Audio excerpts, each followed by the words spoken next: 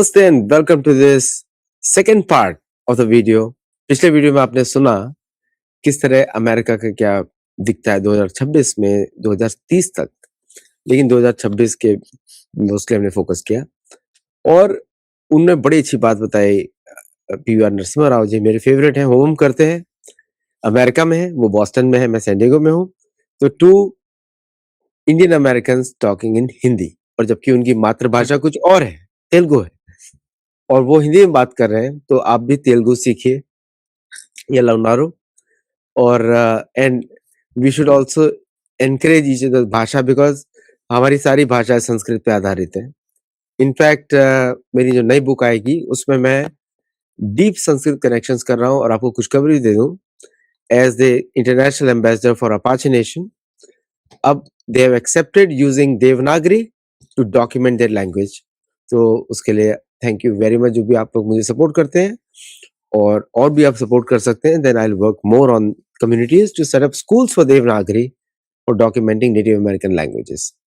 चलिए, without delay, let us welcome PVR Narasimha Rao ji. नमस्कार। नमस्कार आदित्य जी, आपको और आपके सारे दर्शकों को मेरा सादर प्रणाम। दर्शकों, आपको मालूम नहीं है, जगन्नाथ होरा के creator, inventor, author is PVR Narasimha Rao ji, और पूरी दुनिया इसको यूज करती है।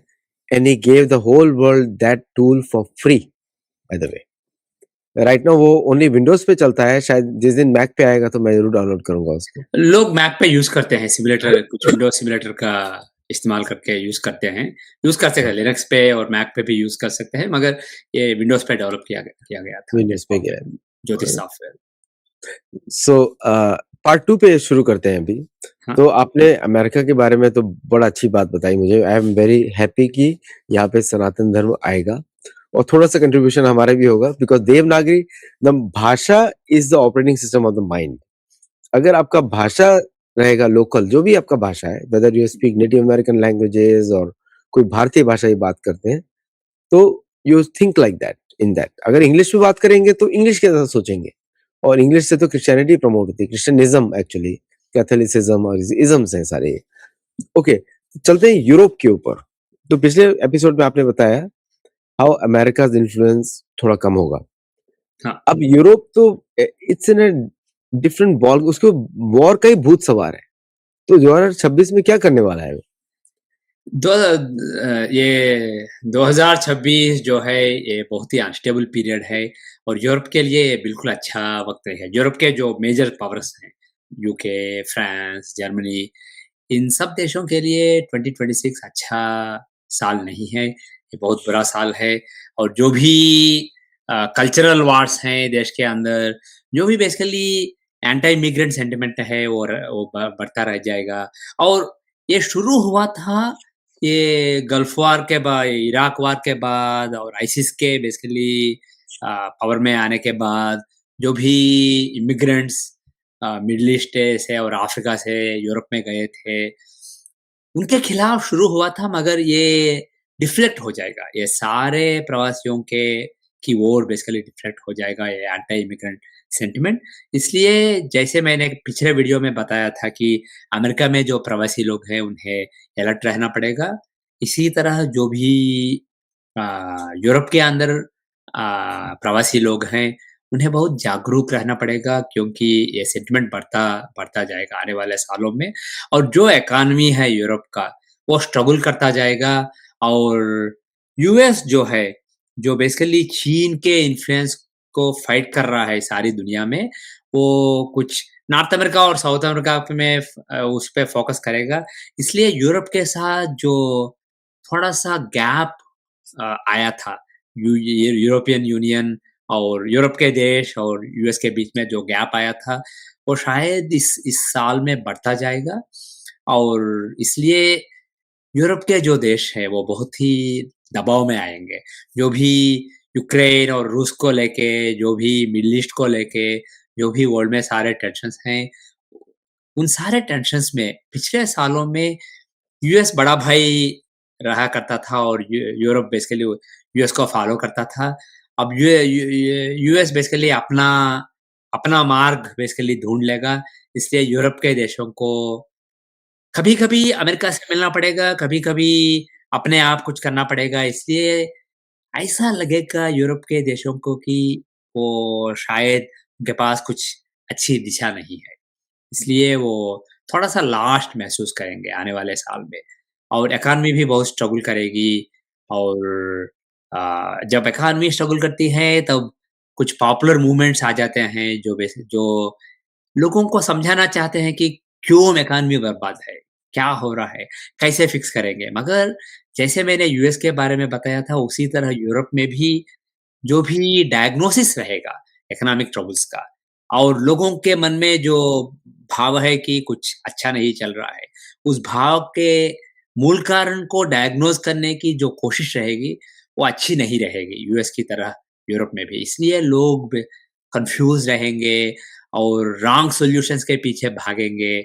इसलिए कुछ पॉलिटिकल फोर्सेस अ, बहुत ही उद्धृत हो जाएँगे यूरोप के अंदर और वो कुछ भी प्रॉब्लम नहीं सॉल्व करेंगे। वो बेसिकली प्रॉब्लम को बढ़ाते जाएँगे, कॉम्प्लिकेट करते जाएँगे, कॉम्प्लिकेट और भी कंपाउंड करते जाएँगे। इसलिए ये यूरोप के लिए बहुत ही खराब साल है। एक्चुअली यूरोप के लीडर्स को मैं जब देखता हूँ तो मुझे लगता है कि इनके अंदर दिमाग नहीं है। Like Mark Rutte, head of NATO, Ursula von der लेyen, हेड ऑफ ईयू, ये और इन सबका ओरिजिन कहीं न कहीं नाज़ी जर्मनी से है या नाज़ी यूक्रेन से है। काया काला उनका भी वही ओरिजिन है। तो आपको लगता है कि इनके दिमाग पे कलयुग बैठा हुआ है and they just want to destroy everything?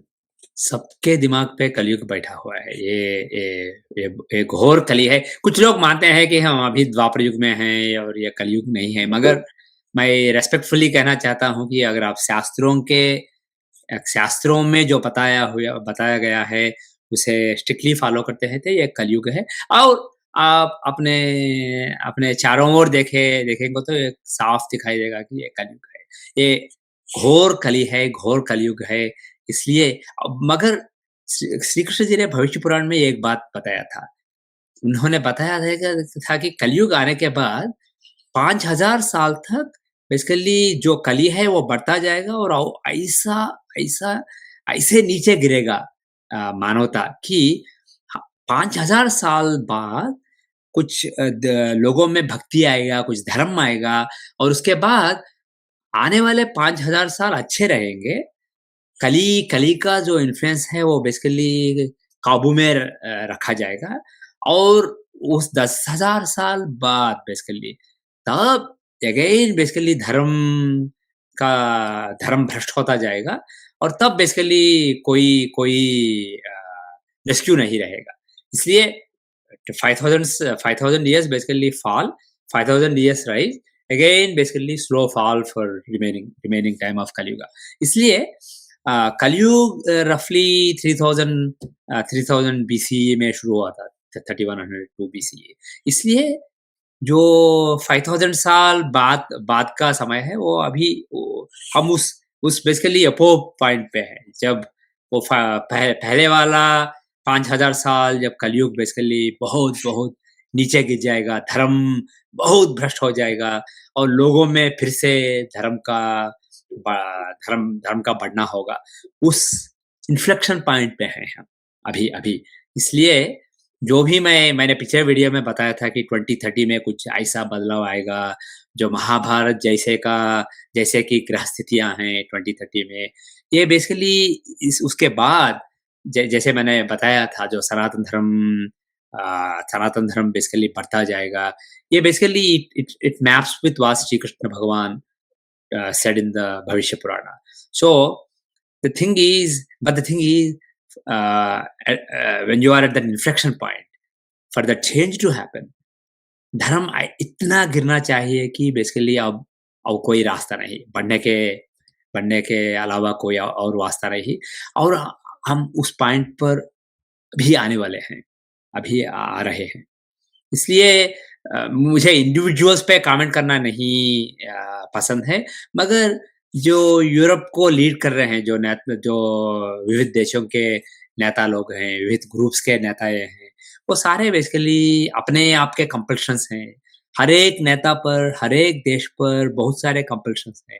एक चीन का एजेंडा है, एक रूस का एजेंडा है, एक बेसिकली अमेरिका का एजेंडा है, एक यूनाइटेड नेशंस का एजेंडा है। हर एक अपना एजेंडा रखता है।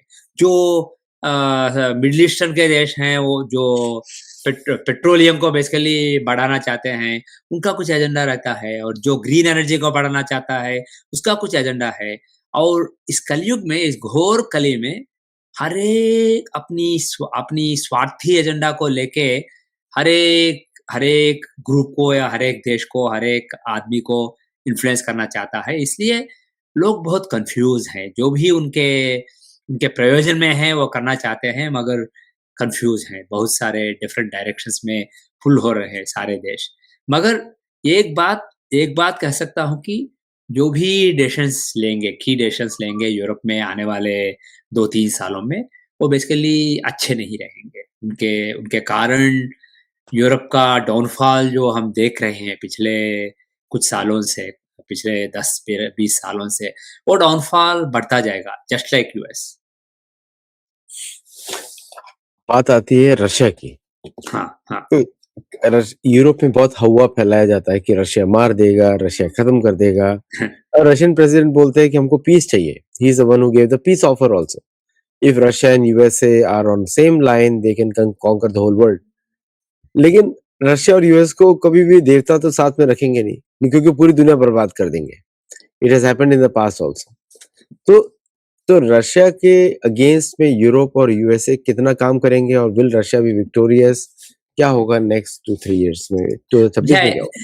मुझे ऐसा लगता है कि यूएस बेसिकली अपना अपना काम करेगा साउथ और नॉर्थ अमेरिकास में, और अपना फोकस चीन पे रखेगा, साउथ ईस्ट एशिया में ताइवान को लेके, और जो भी साउथ ईस्ट एशिया के देश हैं उन्हें लेके, और जो भी टर्फ वार है चीन और यूएस के बीच बीच अफ्रीका में, उस पे फोकस करेंगे।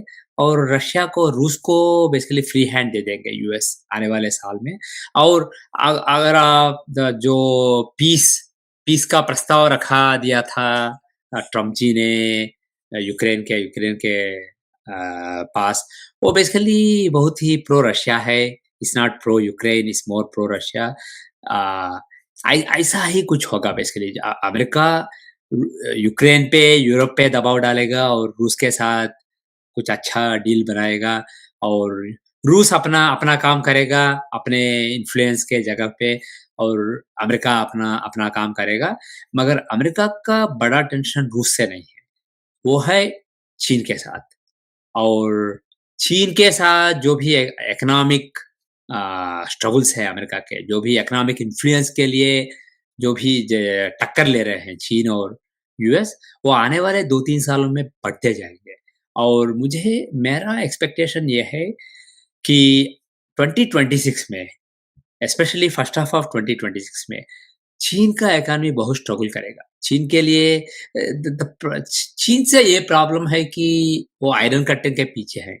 इसलिए जो भी बेहतर हो रहा है हमें पता नहीं चलता है। हमें हमें वो ऐसा ऐसा पिक्चर पेंट कर सकते हैं, ये सब ठीक है चीन के साथ, बहुत बहुत ठीक ठाक है। मगर मुझे पूरा कॉन्फिडेंस है कि कुछ अंदर जो इकॉनमी है वो बहुत स्ट्रगल करेगा आने वाले कुछ महीनों में। शायद अभी स्ट्रगल कर रहा है, और वो स्ट्रगल्स बढ़ते जाएँगे। इसलिए चीन के अंदर आने वाले साल में कुछ कुछ टेंशन्स बढ़ सकते हैं। अंदर ही अंदर जो लोग हैं वो बेसिकली रिवोल्ट कर सकते हैं। कुछ असंतृप्ति जो जनता के मन में है, वो उबल के बाहर आ सकती है। इसलिए कुछ प्रोटेस्ट देखने को मिल सकते हैं शायद चीन में आने वाले साल में। इसलिए जब उस तरह की बातें होती हैं चीन में, उन्हें कुछ डिस्ट्रैक्शन चाहिए। इसलिए अफ्रीका को लेके, साउथ ईस्ट एशिया को लेके, चीन यूएस के साथ अभी basically not locking horns, basically keeping a safe distance. मगर शायद इस साल में यूएस और चीन का हॉर्न्स लॉक करना शायद होगा। बेसिकली ये टक्कर लेंगे एक दूसरे के साथ। मैं युद्ध की बात नहीं कर रहा हूँ। अभी चीन और यूएस के बीच युद्ध नहीं आएगा, मगर कुछ वैसा माहौल डेवलप होगा। चीन और यूएस के बीच में जो कोल्ड वॉर है, जो टेंशन्स हैं, वो बेसिकली बढ़ते जाएँगे आने वाले साल में। इसलिए यूएस उस पे फ़ोकस करेगा, नॉर्थ अमेरिका, साउथ अमेरिका पे फ़ोकस करेगा, चीन पे फ़ोकस करेगा और रूस को छोड़ देगा। इसलिए मगर मुझे ऐसा भी लगता है कि जो भी यूरोप के देश समझते हैं कि ओह! यूक्रेन को कब्ज़ा करने के बाद रूस पोलैंड को कब्ज़ा कर लेगा और फिर से स्वीडन पे आ जाएगा, फिर से बेसिकली सारे यूरोप पे आक्रमण करेगा। ये बहुत ही एक्ज़ैजरेशन है, ऐसा ये अतिशयोक्ति है, ऐसा नहीं होने वाला है। मगर यूरोप के अंदर जो नेताएँ हैं, वो बेसिकली ऐसा सोचेंगे और लोगों लोगों के मन में भी ऐसा सोच बेसिकली अ, बढ़ाएँगे। इसलिए यूरोप और रूस के बीच में कुछ टेंशन्स रहेंगे आने वाले साल या कुछ सालों में। मगर यूएस बेसिकली यूरोप को छोड़ देगा, अपने क कर्म पे छोड़ देगा और कुछ बहुत सारी मदद नहीं करेगा यूएस, मगर यूरोप यूरोप में टेंशन रहेगा रूस को लेके। एक बड़ा आपने बहुत ही इंटरेस्टिंग बात बोला अभी कि टेंशन रहेगा। तो अभी सी एशिया जो है हमेशा अमेरिकन वेल्थ रहा है, यूरोपियंस के लिए भी वेल्थ एशिया से आया है हाँ, एंड अफ्रीका। और अफ्रीका इज़ ए कॉन्टिनेंट जो कि भारत बहुत प्रमोट करता है उसको, hmm, but nobody else wants to do it क्योंकि अमेरिका से सबका वेल्थ आ रहा है। इस कॉन्गो अगर नहीं रहेगा तो अमेरिका की कार्स नहीं चलने वाला हाँ, और बैटरीज़ नहीं चलेगा। सो जो और चीन का भी इन्फ्लुएंस काफ़ी रहता है अफ्रीका के काफ़ी, ऊपर, काफ़ी, बहुत काफ़ी, हाँ, बहुत ज़्यादा है। और भारत का भी बढ़ रहा है। The entire telecom services in Africa run by Indians only. हाँ, लक्ष्मी मित्तल चलाते हैं हाँ। उनका जो एयरटेल वगैरह चलता है, Sunil Mittal. So what do you say कि about the focus on Africa और अब भारत का भी focus like how will Bharat fare in 2026 with respect to Africa as well as Southeast Asia? Bharat का इन्फ्लुएंस जो है, वो बढ़ता जाएगा आने वाले साल में और आने वाले 5 साल में भारत का इन्फ्लुएंस सारी दुनिया में बढ़ता जाएगा और भारत का फ़ोकस रहेगा। पहले अपने परिसर में जो देश है, नेपाल, श्रीलंका, जिन देशों पे चीन अपना इन्फ्लुएंस बढ़ाना चाहा था पिछले सालों में, उन देशों को फिर से अपने अपने ऑर्बिट में लेके बेसिकली अ, वहाँ वहाँ इन्फ्लुएंस बढ़ाने की कोशिश रहेगी और भारत का और एक फ़ोकस रहेगा मिडल ईस्ट पर। जो भी भारत के मेन टेंशन्स हैं, वो हैं पाकिस्तान और बांग्लादेश से और उनके साथ अगर मुकाबला करना है भारत को, तो कुछ ऐसे देशों का साथ चाहिए जो जिनमें बहुत सारे मुस्लिम लोग रहते हैं, मुसलमान रहते हैं। इसलिए मिडल ईस्ट पे फ़ोकस रहेगा। मिडल ईस्ट में जो देश हैं, उनके साथ जो भारत की दोस्ती है, वो बढ़ते जाएगी। जो भी स्ट्रैटेजिक इंटरेस्ट हैं भारत के मिडल ईस्ट में वो बढ़ते जाएँगे। सो नेपाल, श्रीलंका, मिडल ईस्ट और फिर से अफ्रीका। अफ्रीका में जो चीन का इन्फ्लुएंस बढ़ रहा है, चीन और यूएस के बीच में कोल्ड वॉर चल रहा है अफ्रीका में, वहाँ भारत भी आने वाले 5 सालों में अपना इन्फ्लुएंस बढ़ाता जाएगा। इसलिए स्लोली अभी तो दुनिया में अग्रदेश हैं चीन और यूएस, मगर 2030 आने तक भारत का नाम भी उनके साथ लिया जाएगा। भारत, चीन और यूएस ब थी टॉप 3 इन्फ्लुएंसेस रहेंगे दुनिया में और स्पेशली अफ्रीका में। इसलिए आने वाले सालों में भारत कुछ करेगा अफ्रीका में, कुछ इन्फ्लुएंस बढ़ता जाएगा और भारत का एटीट्यूड डिफरेंट रहेगा। यूएस का एटीट्यूड है जो भी नेचुरल रिसोर्सेस हैं, हमें बेसिकली भेज दो, हम बेसिकली आपको प्रोटेक्शन दे देंगे या जो भी हमारे सपोर्ट में है, उस नेता को बेसिकली खड़ा कर देंगे। वो यूएस का इन्फ्लुएंस है। The imperial approach is US approach और चीन का अप्रोच है कि जैसे पिछले ज़माने में भारत में ज़मींदार अ, ल जो जो भूस्वामी रहते थे, जो बेसिकली आपको बहुत सारा धन देके, लोन देके बेसिकली उसपे इंटरेस्ट बेसिकली ऐसा बढ़ जाता है कि वो आपका जो घर है, आपका जो खेत है, उसे हड़प लेते हैं। वो अप्रोच है चीन का। वो basically freely give give a lot of thing and बाद में बेसिकली सब कुछ कब्जा कर लेना। वो चीन का अप्रोच है, वो स्वार्थी वैश्य का अप्रोच है, और यूएस का अप्रोच है स्वार्थी क्षत्रिय का अप्रोच है, और भारत का अप्रोच रहेगा थोड़ा-सा निस्वार्थ बेसिकली। आपका भी लाभ होगा, हमारा भी लाभ होगा। उस तरह का धार्मिक अप्रोच होगा भारत का। मगर ये बहुत ही इंटरेस्टिंग रहेगा आने वाले सालों में, जो चीन, भारत और यूएस के बीच में जो शतरंज का खेल होगा अफ्रीका में, वो बहुत ही इंटरेस्टिंग होगा। और एक बात है, सिंगापुर और ताइवान, उन देशों के साथ भी भारत अपना रिलेशंस बढ़ाना चाहेगा आने वाले साल या 2-3 सालों में। क्या सनातन धर्म भारत इंक्रीज कर पाएगा इन द पूरा साउथ ईस्ट एशिया? तो हिंदू ही टेरिटरी है पूरा का पूरा हाँ। था, बट नाउ कैन बी अभी तो लड़ाई कंबोडिया थाईलैंड का लड़ाई तो हिंदू टेम्पल पे, शिव मंदिर पे है। हाँ, Preet Vihar is a Shiv temple, Shiv भगवान टेम्पल।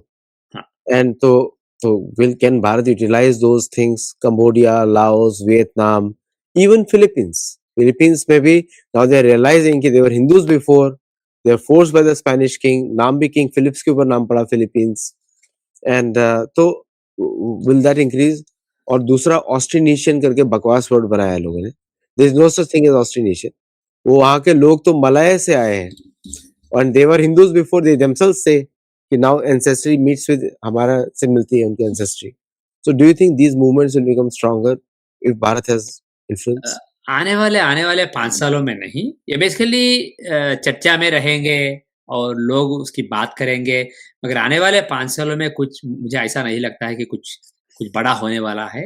मगर एक बात मैं कॉन्फिडेंस से कह सकता हूँ कि 2030 के बाद जो बदलाव आएगा सारी दुनिया में, वो बदलाव ऐसा ऐसा बड़ा होगा कि लोग बेसिकली बहुत पुराने ज़माने पे जाएँगे। बहुत ब जो भी उनके मूल हैं, जो भी उनके जड़ हैं, उन्हें निकाल के बेसिकली उन्हें अपनाएँगे।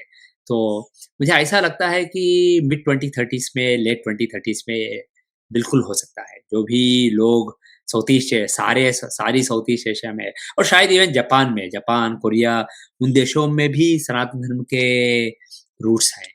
उन देशों के रूट्स भी सनातन धर्म से जुड़े हुए हैं। इसलिए सारे सा मेजॉरिटी ऑफ एशिया में जो भी भारत के साथ जुड़ा हुआ चरित्र है, उसे बेसिकली फिर से पढ़ाया जाएगा और लोग उस पे गर्वित रहेंगे। ये सब हमें मिड या लेट 2030s में देखने को मिलेगा। अभी तक भा एक बात को समझना चाहिए, भारत का चरित्र बहुत ही ग्रेट है, बहुत ही महान है, मगर आप जो करना चाहते हैं, उसके लिए आपके साथ बहुत पावर Military strength, चाहिए। military strength. मिलिट्री स्ट्रेंथ चाहिए, इकोनॉमिक स्ट्रेंथ चाहिए। सी इकोनॉमिक स्ट्रेंथ इज़ फंडामेंटल, तब मिलिट्री स्ट्रेंथ। इसलिए जो भी आर्थिक आर्थिक बल चाहिए, जो भी बेसिकली मिलिट्री का बल चाहिए, उसे एक्युमुलेट करना चाहिए। और एक बात है, जब भी दुनिया में बड़ा बदलाव आता है, जब भी बेसिकली एक सुपर पावर नीचे गिर के एक नया पावर आता है, तब एक ऐसे इन्फ्लेक्शन पॉइंट्स पे कुछ नए टेक्नोलॉजीज आते हैं, कुछ नए टेक्निक्स आते हैं, कुछ नए वेपन्स आते हैं, और हम उस इन्फ्लेक्शन पॉइंट पे है। सो जो भी साइबर वार के टूल्स डेवलप करना है, जो भी एआई को बेसिकली एम्प्लॉय करना है, जो भी नए नए एडवांस वेपन्स बनाना है, जो भी माइक्रो नैनो वेपन्स बनाना है, not not big big weapons, but micro nano weapons बनाना है आने वाले आने वाले ज़माने के लिए, आने वाले युद्धों के लिए, उस पे फ़ोकस करना चाहिए भारत को। भारत का चरित्र बहुत ही महान है, मगर मगर भारत एक मिडिल रंग पावर है दुनिया में अभी। अ, अगर इकोनॉमी की, मिलिट्री की, सारे फैक्टर्स को कंसिडरेशन में लेते हैं, तो भारत एक मिड रेंज या अपर मिड रेंज पावर है। इसलिए भारत को बेसिकली जो भी करना भारत चाहता है आने वाले सालों में, इसके लिए बहुत सारा हार्ड वर्क करना पड़ेगा, और लेज़र फोकस है। जैसे अर्जुन कहता है, मुझे वो पेड़ नहीं दिखाई दे रहा है, पेट का वो मछली की आंख। हाँ, उस तरह बेसिकली जो जो पंछी का आँख है, सिर्फ़ आँख दिखाई देता है, पंछी भी नहीं दिखाई देता है। उस तरह भारत को फ़ोकस रखना चाहिए, जो भी करना चाहिए 2030 के लिए और बाद में ये सब अपने आप हो जाएगा। आपने धनंजय का बात किया है, तो मैं आपको थोड़ा-सा इधर मैं ऐड करूँगा महाभारत पे हाँ, कि जब युधिष्ठिर महाराज वाज़ वेरी पुअर, तो उनको धौम्य ऋषि ने बोला कि आप सूर्यदेव की पूजा करिए, है ना? और उन्होंने को अक्षय पात्र मिला। हुँ, उसके बाद उन्होंने सूर्यदेव ने बोला उनको पांडु महाराज ने बोला कि तुम राजसूय यज्ञ करो टू गेन इन्फ्लुएंस। तो गरीब बहुत थे, तो उन्होंने सूर्यदेव से धन लिया। तो there was no money, no economics. First was war, then the money came. Mahabharat तो ये बोलता है hmm, and when Europe was poor, first was war, then they looted the money. Hmm, तो इकोनॉमिक प्रोग्रेस ये जो गलत सिखा दिया गया है कि first your economic strong, when you wage a war then you earn money. तो महाभारत से समथिंग एल्स बोलता है कि you go and first wage a war, जो भी है आपके पास, जो हार गया उसका पैसा लो and then you build economy and then spread dharma. है? तो ये आपने ठीक कहा है मगर मैं ये भी कहना चाहता हूँ कि जो जो आज के ज़माने के ऐसे पिछले ज़माने के युद्ध जो थे, वहाँ सिर्फ़ बट शस्त्रों प्रिंसिपल्स आर का the same, principles are the same. Fundamental principle is the same मगर सेम। एक फ़र्क है। हाँ, अगर आप अस्त्रों का उपयोग करते हैं तो आप तपोबल से बेसिकली बहुत सारे अस्त्र देवता से जीत सकते हैं और उनके उनके उनका इस्तेमाल करके आप जीत सकते हैं। मगर ये एक इस घोर कली में अस्त्र चले गए। ये सारे शस्त्र का वक़्त है ये, अस्त्रों का करेक्ट, वक़्त नहीं है। करेक्ट, इसलिए जब बात रही शस्त्र की, तो बेसिकली उन्हें बनाने के लिए ये सब फिज़िकल है। यहाँ कोई स्पिरिचुअल नहीं है अस्त्रों की तरह। इसलिए जब सारी बात फिज़िकल डोमेन पे है, उन शस्त्रों को बनाने के लिए, उन शस्त्रों के लिए इन्वेस्ट करने के लिए मनी चाहिए। इसलिए इसलिए मैं बता रहा हूँ कि इकोनॉमिक प्रोग्रेस इज़ इम्पोर्टेंट मगर you don't have to be number 1 power in the economic power in the world. You can be two number be 4, the number 3 stronger will. But जी, बट जैसे रशिया भी मैंने कहा example है था, ना। Yes, जो प्लीज। जो भी आपका इकोनॉमिक माइट है उसे new weapons, micro weapons, nano weapons, cyber weapons, artificial intelligence weapons ये सब बनाने में उसका उसका बेसिकली उपयोग करें। तब बेसिकली आप 2030 के लिए रेडी रहेंगे। अगर जैसे आपने ठीक कहा है, अगर आप रेडी हैं, जब महायुद्ध आता है आप रेडी हैं, आप जीत जाएँगे और बेसिकली जो भी जीतता है, जो जीता वो वही सिकंदर बेसिकली जो भी जैसे रा Raja Bhoja Vasundhara so basically whoever is mighty, whoever wins in the war, the all the wealth etc basically belong to the all the natural resources उसके पास आएँगे। इसलिए आपने ठीक कहा है मगर कुछ वेल्थ भी ज़रूरी है, नहीं तो दबा नहीं, दबा कर इंडिया इज रखेगा। One of the richest countries, वो कोई यस, प्रॉब्लम यस। ही नहीं, इज द रिचेस्ट हाँ, कंट्री ऑफ द प्लेनेट। मैं बिल्कुल। एक बस लास्ट पॉइंट ऐड करूंगा हाँ, and question also on this one. Russian GDP was very less in 99, हाँ, only $1000 per capita. Today, after the Ukraine war, in just last 4 years, it was 7,000 4 or 5 years ago. Today is 13,000 per capita. Okay, hmm, one of the top is the number one economy of Europe now, if they consider it part of the Europe. तो और उनके पास तो ना population है ना resources थे, but there was a national mission to defeat Ukraine and USA and Europe. तो उस सिचुएशन में तो कुछ ही doesn't matter economic growth, because then we are just designed for victory and then उसके बाद economic growth is boomerangs for everybody। या तो बिना बलिदान के तो कोई देश बना ही नहीं आज तक। विदाउट मतलब blood going out you can not make a country. क्या ये कॉन्शियसनेस आपको दिखता है अगले 3-4 साल में भारत? हाँ, मुझे बिल्कुल अभी नहीं मगर 2027 से लेके भारत में ऐसी जागृति आएगी। भारत में ऐसा ऐसा अवेयरनेस आएगा। लोग बेसिकली मानेंगे कि ये एक और बात है। पिछले 1000 साल से भारत दूसरे देशों के कब्ज़े में रहा था। दूसरे धर्मों के कब्ज़े में रहा था, दूसरे देशों के कब्ज़े में रहा था, दूसरी संस्कृतियों के कब्ज़े में रहा था। इसलिए जो भी सेल्फ एस्टीम है भारत में, वो बेसिकली ऑलमोस्ट गायब हो चुका था। आज़ादी आने तक। मगर पिछले 10-20 सालों में आप देख सकते हैं कि वो भावना जो बेसिकली हम किसी से कम नहीं की भावना जो है, वो भारत में बढ़ रहा है। और जब भारत इकॉनमी में नंबर 4 स्थान पे या नंबर 3 स्थान पे आता है, उसका असर पड़ेगा लोगों के सोच में।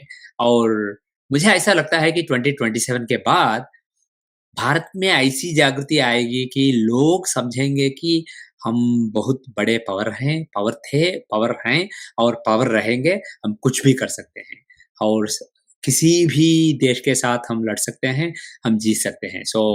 ये भावना जो हम भारत के सैनिकों में अभी भी है, भारत के सैनिकों में हमेशा ये भावना थी, मगर लोगों में अमेरिकन सोल्जर आम डरते हैं भारतीय सोल्जर से लड़ने के लिए। आम आदमियों में और भारत के सैनिक सभी वार फ्रंट पे बेसिकली लड़ चुके हैं और वो बहुत ही ब्रेव हैं, बहुत ही धैर्यशाली हैं। मगर भारत के जो लोग हैं, उनके उनके मन में जो भावना रहना रहना चाहिए कि हम किसी से कम नहीं, हम किसी को हरा सकते हैं, किसी भी फील्ड पे, इकॉनमी पे, टेक्नोलॉजी पे, मिलिट्री वारफेयर पे किसी किसी को भी हम हरा सकते हैं। वो भावना अभी-अभी वो पैदा हो रही है भारत के अंदर और वो बढ़ता जाएगा और 2030 आने तक तो भारत में ये स्पिरिट इनविंसिबल हो जाएगा, मेरे हिसाब से। वेरी वेल सेड, क्योंकि हमारा इतिहास ही ऐसा है। मैं तो जितना पढ़ता हूँ एंड हाँ, we are we are a super power in the past. अच्छा, लास्ट पॉइंट मैं पूछता हूँ, हाँ, ब्राह्मण को बचाने में ही सनातन धर्म बचता है। ओके, ब्राह्मण is the basis of human society, है ना? एंड सारे क्षत्रियों का कार्य होता है कि सिर्फ ब्राह्मणों की वजह से British were not able to colonise India completely. अभी भी हम है। Unlike the end rest of the world. हाँ, 90 इयर्स ब्रिटिश ने रूल किया, that too they took power from Mughals. हाँ, हिंदू कभी भी गुलाम नहीं था। And before that Hindus were always defeating winning, including Aurangzeb का 8 लाख सोल्जर्स वर हिंदूज। हुँ, सो उसको भी हमने हरा दिया। तो मुगल चाट बनती है, we made the chaat out of them in India. तो ये हमारा इतिहास तो विक्टोरियस इतिहास है। चोल के राजा, my personal hero is Marthanda Varma, hmm, जो उन्होंने एग्जाम्पल सेटअप किया, जो शिवाजी महाराज को उन्होंने फॉलो किया, उसके बाद आए वो। हाँ, एंड देन गुरु क्या गोविंद सिंह, हाँ, महान भक्त भवानी के, ही वाज दुर्गा भक्त, हुँ, गुरु गोविंद सिंह।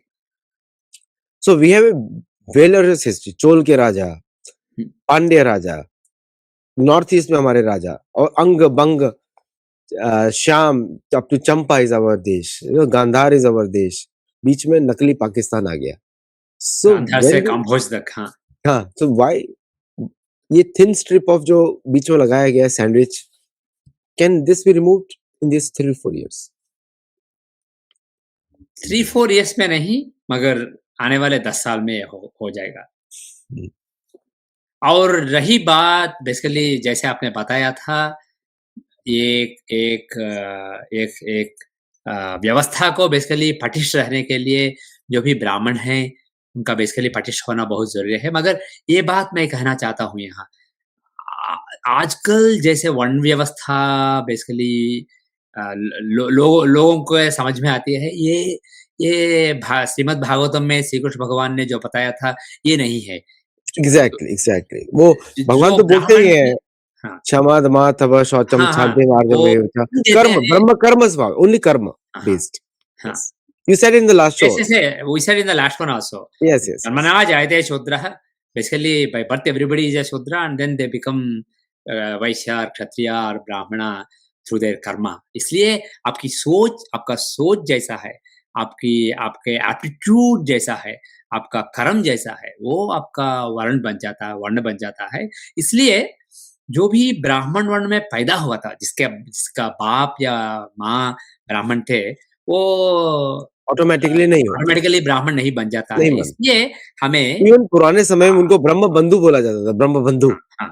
छत्र म बंधु, यू नो? मेरे हिसाब से आज की दुनिया में इंक्लूडिंग भारत में भी मैक्सिमम लोग चंडाल हैं। वो ब्राह्मण नहीं, क्षत्रिय नहीं, वैश्य नहीं और शूद्र नहीं, मगर चंडाल हैं मैक्सिमम लोग। इसलिए हमें जो भी ब्राह्मण हैं, उन्हें बेसिकली प्रोटेक्ट करना चाहिए, मगर उससे बढ़कर ब्राह्मणों की संख्या बढ़ाना चाहिए, ब्राह्मणों को एग्जैक्टली, बनाना चाहिए और ट्रेनिंग में। जो भी हम वेरी गुड पॉइंट। हवन को सिखाते हैं, हवन के मैनुअल्स जो हमारे वेबसाइट में है, उनका एक बेसिक गोल ये है कि एक ऐसा ब्राह्मण के कम्युनिटी को बेसिकली भारत में और सारी दुनिया में डेवलप करे, जो करेक्ट। जो दुनिया को प्रोटेक्ट कर सके और जो अपने आप को इम्प्रूव कर सके, अपने आप के जीवन को इम्प्रूव कर सके और दुनिया में धर्म को बढ़ा सके।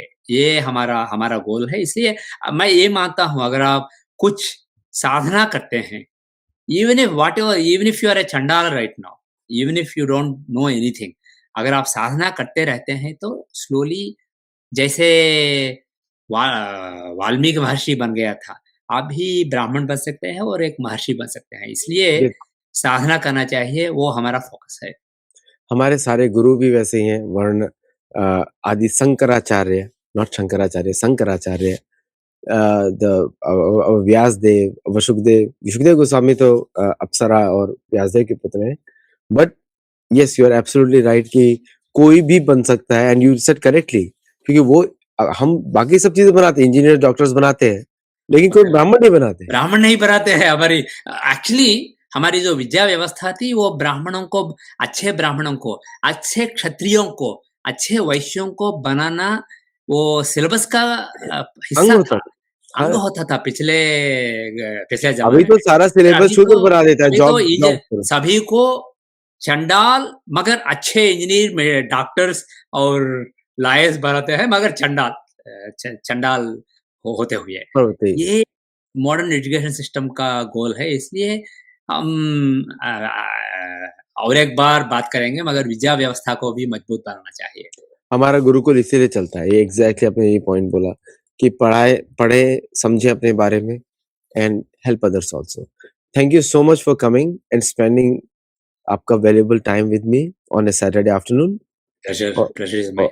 और आई विल से सभी लोगों को कि उनका वेबसाइट पे जाएं, he is doing amazing work, vedicastrologer.org, और उनके मेंबर्स बने, उनको सपोर्ट करें, और सतोलॉजी में मेरा मेरा कोई मेंबर्स नहीं है। You don't have to enter email to download any manuals or download software. Just use the resources. I don't need I'm to going to follow. use your resources to teach my students on astrology. Welcome अगर brother. आपके पास समय होगा, I'll request you to teach also in our Gurukul. समय होगा, because जरूर जरूर। कभी-कभी जैसे अब हम लोग तो अमेरिका में हैं, तो अमेरिका में ही हम सनातन धर्म को एस्टेब्लिश करना चाहते हैं, ताकि लोग उसको फॉलो करें, क्योंकि many good American Hindus are also there. Yes yes. Hindus in America are from Pakistan, Bangladesh, Trinidad, Tobago. From Americans, Anglo-Saxon Americans are also Hindus, millions of them, not just one or two. Absolutely. So that is a huge Hindu community here. So when you talk about Hindus in America, think about all these different communities who are practicing Hindu. Yeah. Shining example is Tulsi Gabbard. She's a Hawaiian by genes, Yes. लेकिन वो हिंदू है और गीता पे प्रवचन देती। Like that we have many Hindu closet भी नहीं है, पब्लिकली बोलते हैं, गणेश के टैटू लगाते हैं। You walk in San Diego beach, you'll find half of them Om Namah Shivaya करते हुए every morning. So ऐसा भी है, तो प्लीज आई नो मैं जानता हूँ कुछ व्हाइट अमेरिकन्स जो हिंदू हैं वो और भी एग्रेसिव है और भी असत्य है हमसे बढ़ के। एग्जैक्टली जो भारत से आए हुए हिंदू है वो बेसिकली डरपोक रहते हैं, चुप रहते हैं हमारे धर्म के बारे में। अगर कोई बुरा कहे तो वो बेसिकली कुछ नहीं कहते, मगर वो लोग बेसिकली जवाब देते हैं क्योंकि उन्हें पता है, क्रिश्चियनिटी के बारे में भी पता है और हिंदू धर्म के बारे में पता है। And many Pakistani Muslims also I know in Berkeley and other places, उन्होंने नाम भी बदल लिया है, धर्म भी बदल लिया है, they are very good Hindu, कुछ तो पुजारी भी बन गए एक मंदिर में। I know many people like that. तो अमेरिका इज जहाँ पे पर्शियंस भी आपको मिलेंगे जो हिंदू का नाम ले रहे हैं, राम नाम कर रहे हैं। I know personally many of them. तो इसीलिए Hindu in America is Hindus in America which is a different community all together. तो आप लोग भी सपोर्ट करिए, जुड़िए। जो अमेरिका से देख रहे हैं, thank you very much for joining, और जो भारत से देख रहे हैं, बाकी जगह ऑस्ट्रेलिया, न्यूजीलैंड से देख रहे हैं, so thank you all for being what we do. और अगर आपको मेरा बुक टूर बुक करना है तो आप मुझे लिख सकते हैं ईमेल sathology@sathology.org। और पीवी नरसिम्हा राव जी हमारे इस बार लिटरेस्ट में भी आए थे, and I'm never going to leave him because मेरा होता है एक once a friend is always a friend. Okay, so thank you all very much for joining, and I'll see you in the next show. Namaste, Jai Jagannath. जय जगन्नाथ।